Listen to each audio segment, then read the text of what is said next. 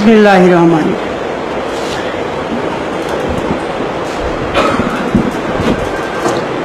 الحمد للہ رب العالمین، اللہم صلی علی محمد وعلی محمد کما صلیت علی ابراہیم وعلی آل ابراہیم انک حمید مجید، اللہم بارک علی محمد وعلی محمد کما بارکت علی ابراہیم وعلی آل ابراہیم انک حمید مجید۔ بہت ہی مختصر سی ایک بات، دو باتیں کرتا ہوں۔ حضور نبی کریم صلی اللہ علیہ وسلم اپنے ایک صحابی کے ساتھ جنگل سے گزر رہے تھے۔ آپ نے ایک درخت سے دو مسواکیں توڑی، ان میں سے ایک سیدھی مسواک تھی اور دوسری ٹیڑھی۔ آپ نے سیدھی مسواک اپنے صحابی کو دینا چاہیے۔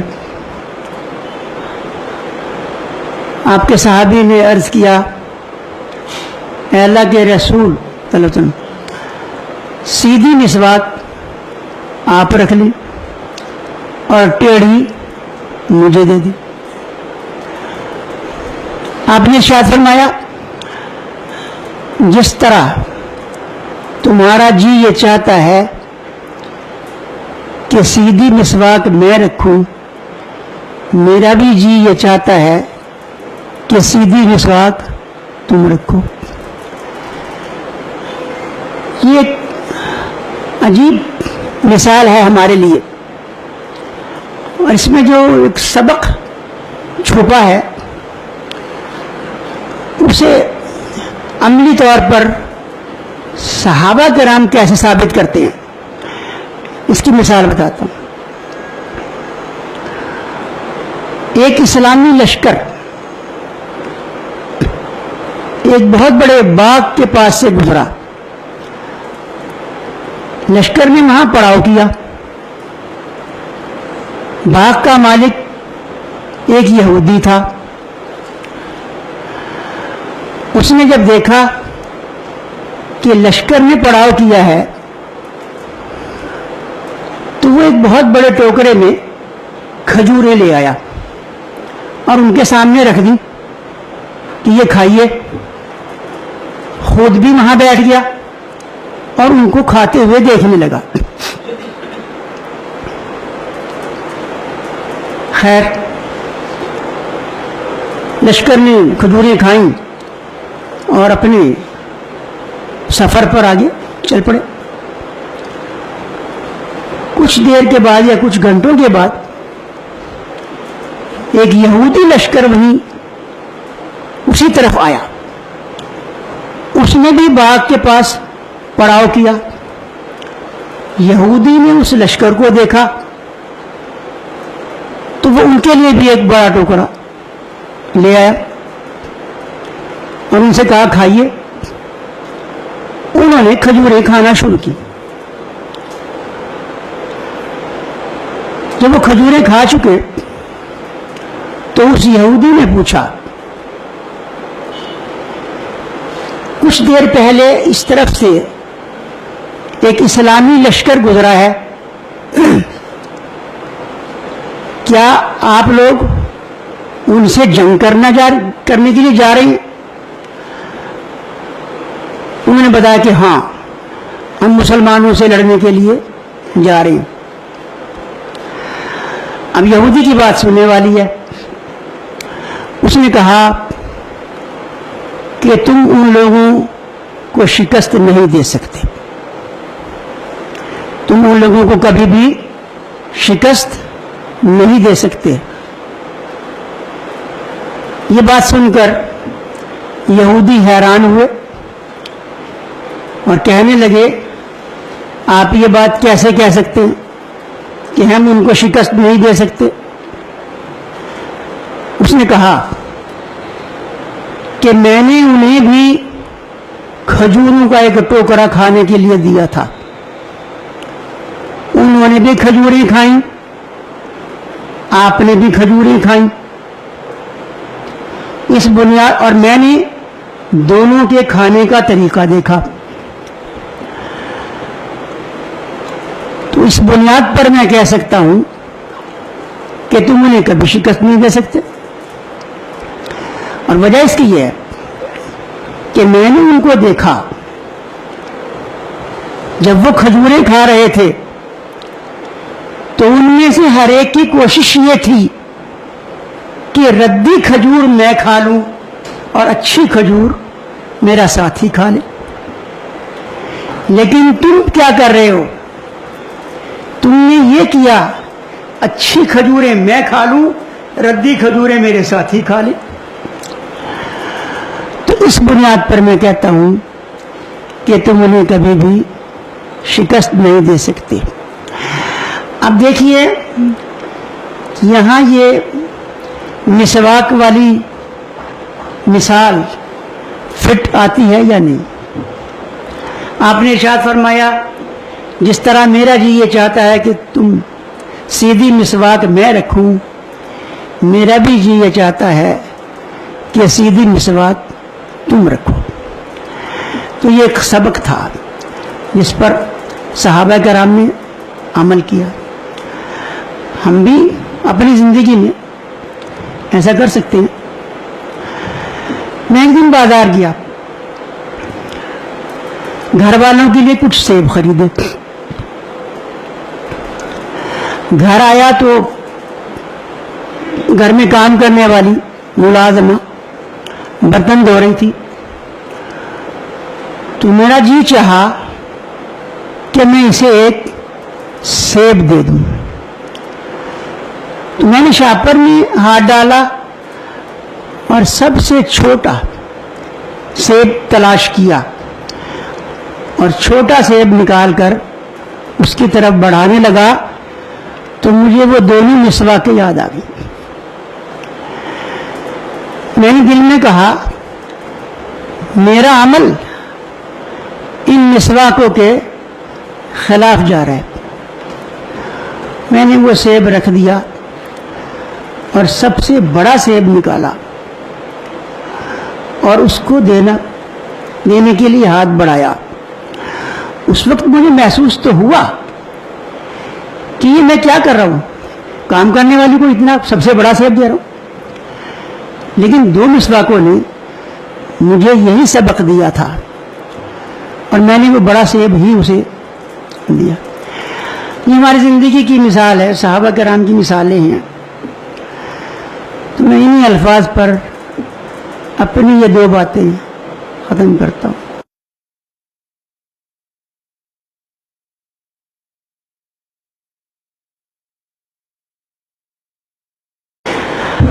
لکھنے کا تعلق جو ہے نا، پہلا اس میں اصل محرک جو ہے وہ مطالعہ.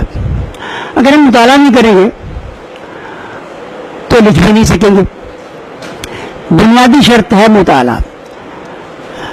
ایک انسان کا جس قسم کا ذہن ہوتا ہے یا جو ادب اس کو اچھا لگتا ہے وہ اسی قسم کے ادب کا مطالعہ کرتا ہے. تاریخ ہے، سیرت ہے یا حالی اردو ادب ہے.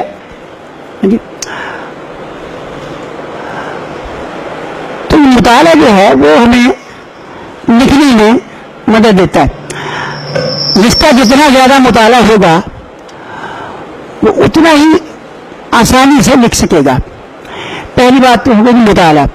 تو زیادہ سے زیادہ مطالعہ ایک بات. اس میں دوسری چیز ہے مشاہدہ. مشاہدے سے مراد یہ ہے کہ ہم اپنی زندگی میں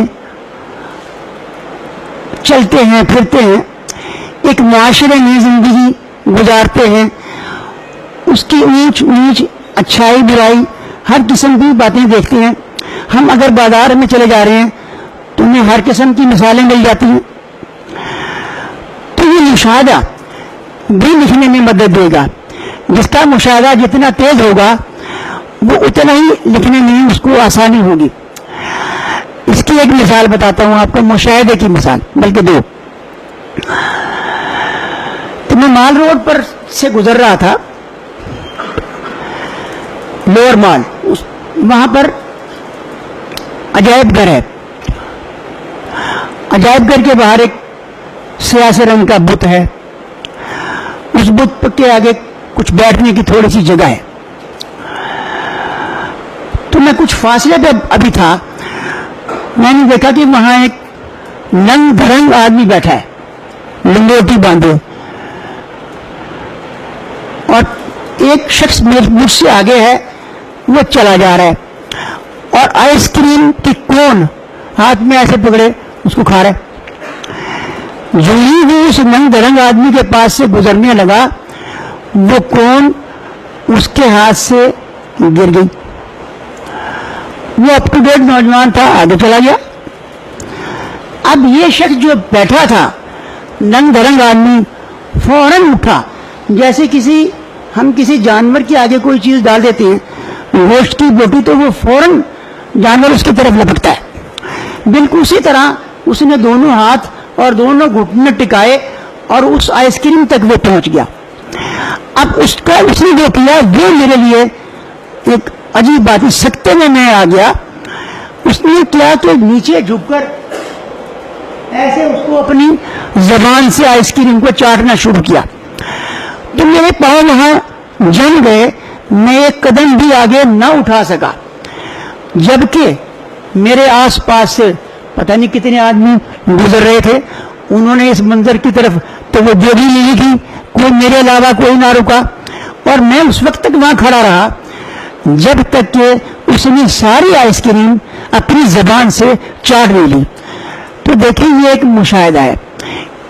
کسی آدمی کا مشاہدہ تیز ہے، کسی کا کم ہے، کسی کا بہت تیز ہے، کسی کے پاس مشاہدے کی طاقت قوت ہے ہی نہیں. تو جو لوگ وہاں رک کر اس منظر کو دیکھیں گے ان کا مشاہدہ تیز، وہ ان کے لیے لکھنا آسان. لیکن میں نے ایک واقعہ اپنی آنکھوں سے دیکھا ہے، بڑا ایک ٹچنگ سا ہے، یہ بڑا حساس سا واقعہ ہے. اس پر میرے لیے لکھنا بہت آسان، آنکھوں سے دیکھی چیز دیکھی ہے تو میں لکھ سکتا ہوں. اپنے احساسات اور جذبات کا اظہار بھی اس میں سمو سکتا ہوں. تو یہ ہے مشاہدہ. مشاہدے کی اسی طرح ایک اور میرے سامنے مثال سامنے آئی. تو باقی گیٹ سے میں گزر رہا تھا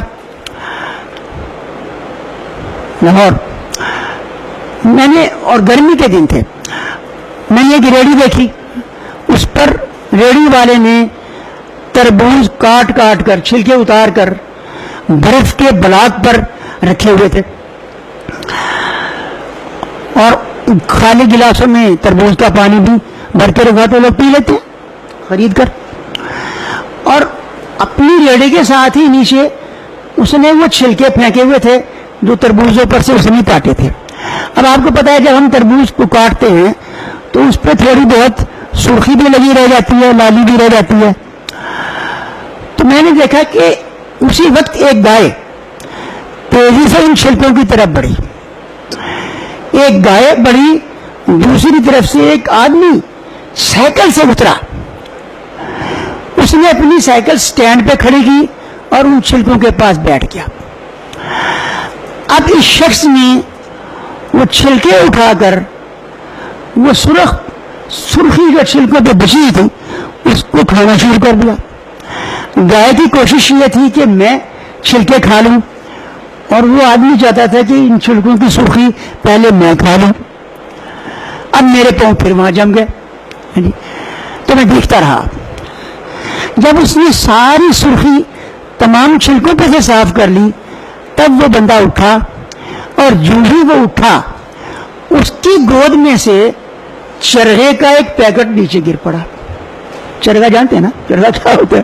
روسٹ مرغ جی، جو ہوٹلوں میں سے لوگ ہم لے آتے ہیں. میں حیران ہوا کہ اس کے پاس تو چرگے کا پیکٹ ہے تو اس نے یہ چھلکے کیوں کھائے. اب سوچنا پڑتا ہے کہ ایسا کیوں ہے. تو میں نے نتیجہ نکالا کہ یہ شخص کسی گھر میں ملازم ہے، گھر والوں نے چرگا منگا لیا ہوگا لیکن وہ اس کو اتنا بھی نہیں دیتے کہ وہ پیٹ بھر کر کھا ہی لے. تو یہ بھی مشاہدہ ہے. تو لکھنے میں پہلی بات کیا کام آئی؟ مطالعہ، اور دوسرا مشاہدہ. ہم کہانی سے سنیں گے اور آنکھوں سے دیکھیں گے، پڑھیں گے، تو لکھنے کا کوئی عمل ایسا نہیں ہے، اتنا مشکل نہیں ہے. اور بہتر تو لکھنے والوں کے لیے یہی ہوتا ہے کہ پہلے ہم جو چیز دیکھیں اس کو محسوس کریں اور شدت سے محسوس کریں، اسی کو ہم پہلے لکھنے کی کوشش کریں. وہ لکھنے میں وہ آسان ہوگا بجائے اس سے کہ ہم کوئی فرضی بات بنائیں. فرضی کہانی لکھنا مشکل ہے، وہ واقعات کو خود گھڑنا پڑتا ہے، لیکن یہ واقعات جو ہمارے معاشرے میں بکھرے پڑے ہیں یہ ہمیں خود بخود مل جاتے ہیں تیار شدہ. میرے خیال ہے اتنا کافی ہے.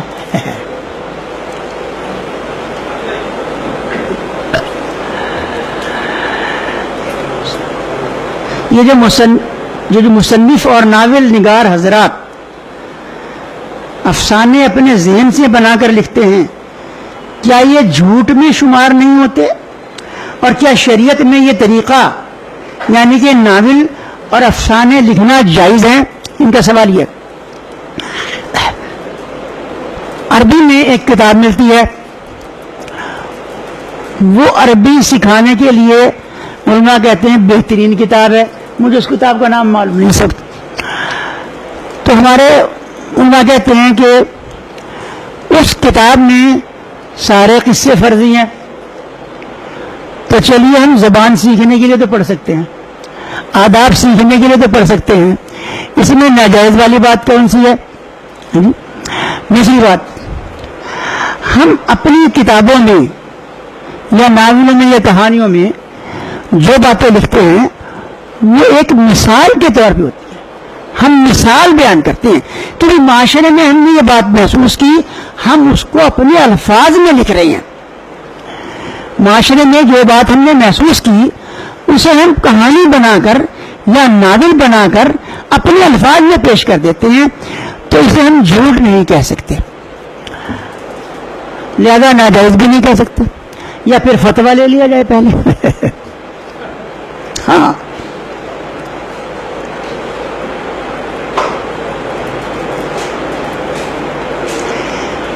آپ کے خیال میں نوجوان نسل کی اسلام اور دینی علوم اور دینی تبلیغ سے دوری کی کیا وجوہات ہیں؟ یہ وجوہات کوئی ڈھکی چھپی نہیں ہیں، ہم سب جانتے ہیں. ہمارے اگر ہم پرانے اپنے وقتوں کو دیکھیں تو ٹی وی نہیں تھے، وی سی آر نہیں تھے، اور آج کل کی جو سب سے بڑی بلا ہے موبائل، وہ بھی نہیں تھے. تو یہ انہی چیزوں سے ہم نے زیادہ خرابیاں وصول کی ہیں، اور اب تو موبائل کا جادو سر چڑھ کر بول رہا ہے. آگے چلو. جی جس زمانے میں میں نے لکھنا شروع کیا وہ ابن صفی کی آخری عمر تھی، اور ان کی کتابیں آخری کتابیں جو آئی ہیں نا، اب ان کے نام آخری آدمی بھی ہے غالب، تو اس سے 1-2-3 سال پہلے میں نے لکھنا شروع کیا. میرے شروع کے ناول میں نے بتایا تھا ابھی کہ سن 74 میں پہلا ناول آیا تھا، جبکہ وہ 80 کے قریب فوت ہوئے. تو 6 سال کا وقفہ درمیان میں ہے. 6 سال میں میری کئی کتابیں آ چکی تھی، جی کوئی 36 اور 10 تقریباً 50 کتابیں اس وقت تک میری آ چکی تھی جب ابن صفی کا انتقال ہوا. اور کوئی بات؟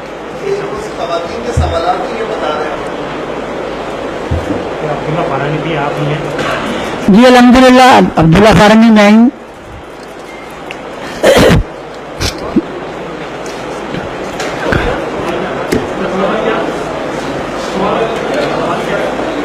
ان کا سوال ہے کیا عبداللہ فارانی بھی آپ ہی ہیں؟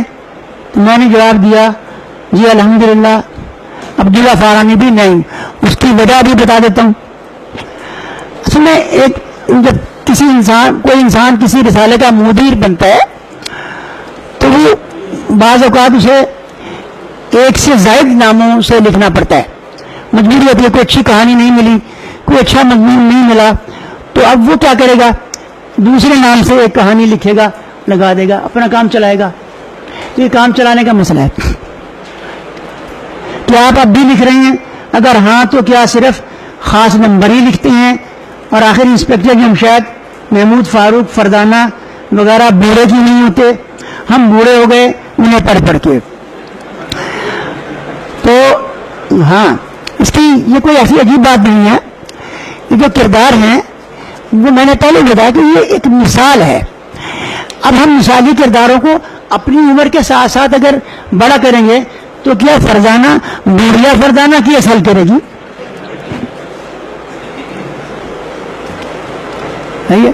آگے چل.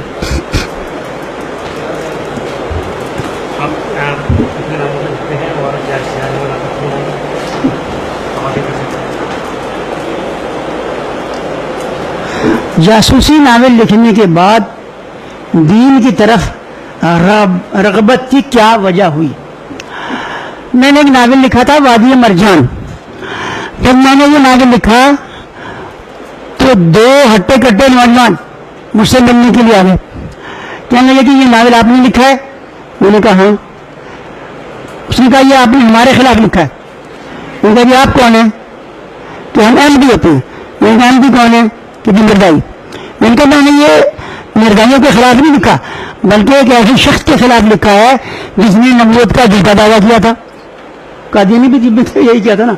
اب میں کہنے کہ نہیں، آپ پہلے ربیہ گئی ہیں، ربیہ اپنی گھمایا پھرا ہے، اس کے ایک ایک مقام کو دیکھا ہے، پھر یہ ناول لکھا ہے. ورنہ آپ یہ ناول لکھ ہی نہیں سکتے کیونکہ اس میں وہ مقامات کا اور مناظر کا اور ہمارے سارے طریقہ کار کا ذکر ہے جس کو ہم اپنائے ہوئے ہیں.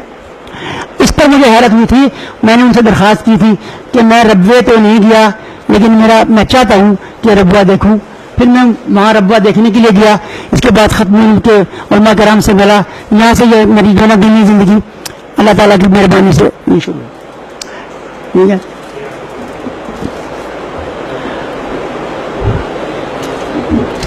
میری تعلیم میٹرک.